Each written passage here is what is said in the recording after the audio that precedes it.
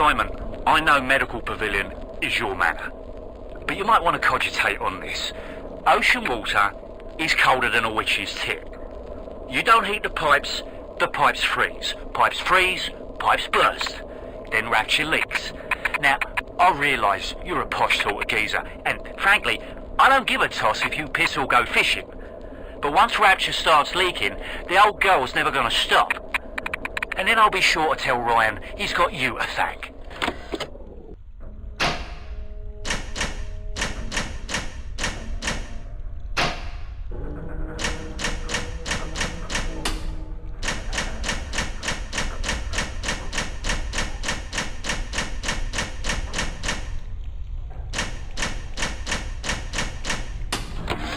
If things weren't bad enough, seems that even our water system sprung a leak. Yep, that's right. Irrigation system in Arcadia is taking on seawater.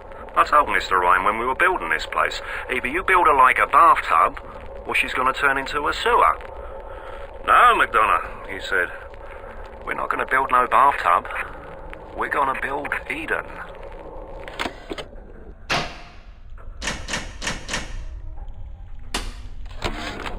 I met Ryan the day me and the lads were installing the bathroom plumbing up in his posh Park Avenue digs. Oi, says he, what's with all the brass fittings? General contractor had me down for the tin. Well, I says, I suppose it's the contractor then who'll be bailing out your loo once a fortnight, is it? If it's price you're worried about, I'll be picking up the brass, so not to worry, Squire. And why would you be doing that, says he? Well, Mr. Ryan, profit or not, no man bails water out of privies built by Bill McDonagh. Next day I finds out I'm Ryan's new general contractor.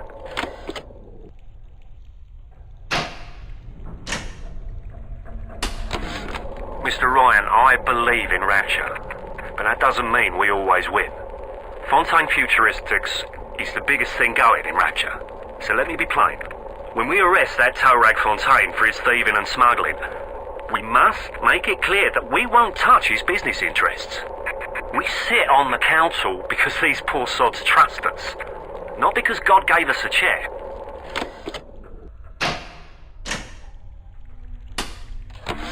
Rapture's changing, but Ryan can't see the wolves in the woods. This Fontaine fellow, he's a crook and a proper tea leaf, but he's got the Adam, and that makes him the governor. He's sinking the profits back into bigger and better plasmids, building them Fontaine poorhouses, or like Fontaine recruiting centres. Before we know it, bloke's gonna have an army of splicers. And we're gonna have ourselves a whole heap of miseries.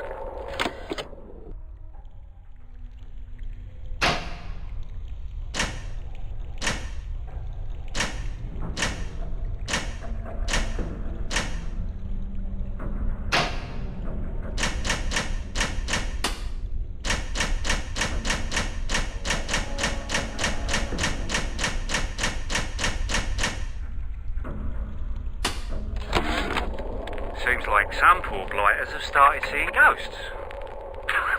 Ghosts? Ryan tells me it's a side effect of this plasmid business. One poor sod's memory is getting passed on to another through genetic sampling.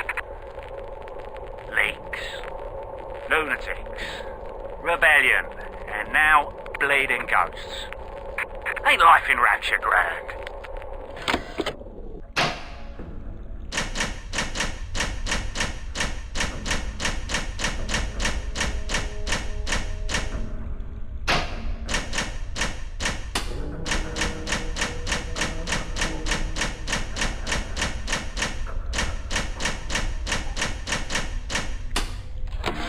The good people of Rapture didn't sign up to see us government types shutting down shops, killing their owners, even with a ponce like Fontaine.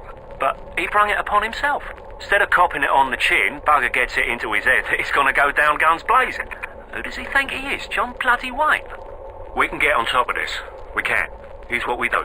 We find Fontaine's will and make what was his go to where it was intended, and not into the pockets of us that put him into the ground.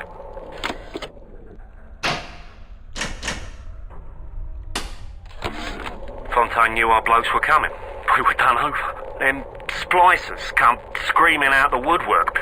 Burping fire, spitting ice. Demons out of the Bible they were. I've never seen nothing like it. It wasn't a business he was building. It was an army.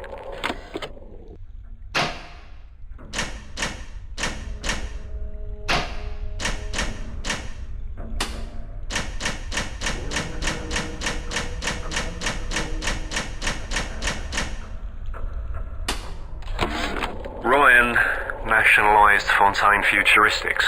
He owns it now, lock, stock and barrel. For the good of the city, he says. He'll break it up in due time, he says. I've resigned from the council and lodged me letter of protest, but that's just pissing in the wind. It'll be war, I say, unless somebody stops Ryan, and right fast.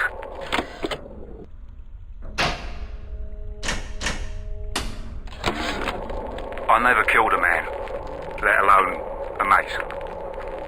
But this is what things come to. I don't know if killing Mr. Ryan will stop the war, but I know it won't stop while that man breathes. I love Mr. Ryan, but I love Ratchet. If I have to kill one to save the other, so be it.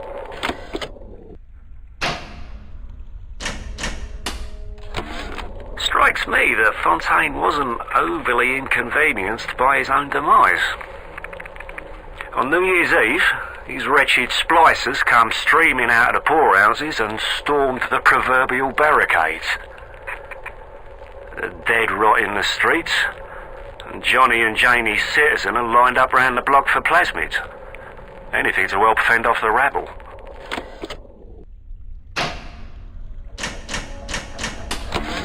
I begged Mr. Ryan to hand Fontaine's Futuristics over to Atlas's boys as a peace offering, but the stupid sod won't listen to reason. Instead, he's just splicing his mob up, giving them more and tougher plasmids. There's an arms race on here, in Rapture, but it's not about who can build the best guns and the biggest bombs. It's about who can become less of a man and more of a monster.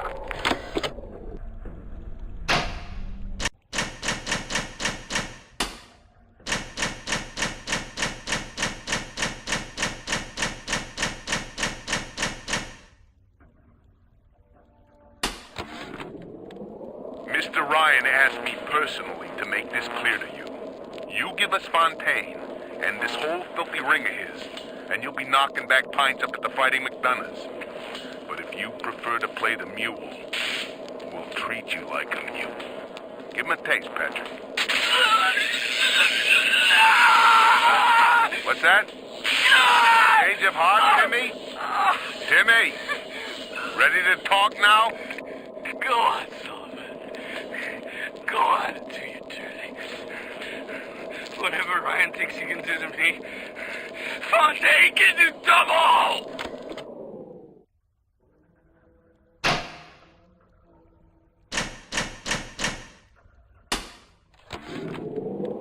Hanging now, is it? That's what we've come to? Now look, I don't make the laws here, I just enforce them. But I didn't come to Rapture to string men up for running contraband.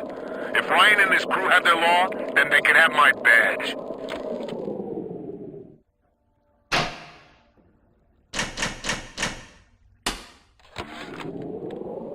I'm closing in on the whole ring. I'd pat myself on the back, but let's face it, these aren't exactly bloodthirsty desperados we're talking about. Rapture's full of poets, artists, and tennis players, not hired guerrillas. But this leader of theirs, this Fontaine, he seems to know his way around the grift. He keeps his nose clean, but not so clean that the right people don't know he's not to be trifled with.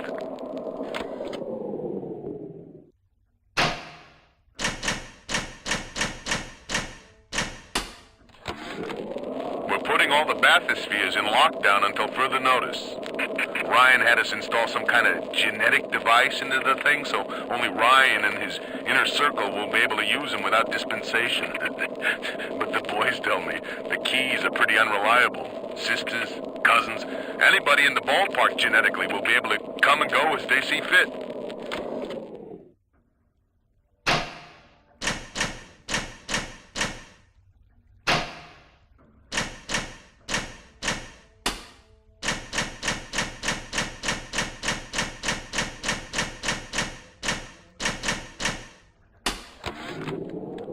I worked the meatball beat in Little Italy, and even I'm shocked at the cold blood that oozes out of these artistic types. This broad Culpepper and that fruit job Cohen are in some kind of feud. And Cohen's looking for my security detail to pick sides. The next thing I know, I'm called into Ryan's office to talk about the whole mess. Goddamn nut job artists.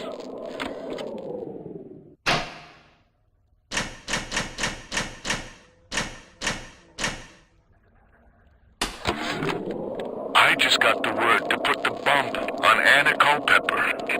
This isn't some gangster or hard-nosed political operative. We're talking about a dizzy twist what wrote a song or two that got under Ryan's wig.